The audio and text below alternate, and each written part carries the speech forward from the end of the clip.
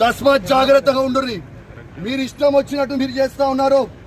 3 ఏళ్ల తర్వాత మళ్ళా కేసీఆర్ గారు ముఖ్యమంత్రి కాక తప్పదు. ఎవరు కూడా ఇలా ఎక్స్ట్రా చేస్తున్న అధికారులని ఎవరిని కూడా ఇష్టపెట్టాం. అది కూడా గుర్తుపెట్టుకోండి అని చెప్తా ఉన్నాం. ఇవాళ మేము కొట్లాడేది ప్రజల పక్షాన. ఇవాళ పోలీసు వాళ్ళని కూడా అడుగుతా ఉన్నాను, మీకు కేసీఆర్ ఏం తక్కువ చేసిండమ్మా? మీకు అద్భుతమైన ఫార్చునర్ ఇచ్చిండు, అద్భుతమైన ఇన్నోవాలు ఇచ్చిండు, 5 స్టార్ పోలీస్ స్టేషన్లు చేసిండు, మీ జీతాలు పెంచిండు. ఇవన్నీ మర్చిపోయిరా? మళ్ళా మీకోసం నువ్వు కూడా పోరాటం చేయాలంటే మళ్ళా కేసీఆర్ గారి అది ఒక్కటి గుర్తుపెట్టుకోండి. అధికారం ఎవరికి శాశ్వతం కాదు.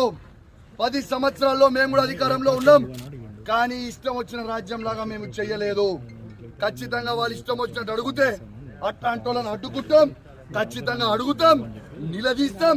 పార్టీ మారినోళ్ళని కూడా ఎవరిని మీద రాజీనామా చేయకుండా పార్టీగా మారి తిరుగుతాను అడుగున అడ్డుకుంటాం, తిరగబడతాం. బిడ్డ మిమ్మల్ని తిరగనియమని చెప్పి కూడా తెలియజేస్తూ సెలవు తీసుకుంటా ఉన్నాం. జై తెలంగాణ, జై కేసీఆర్.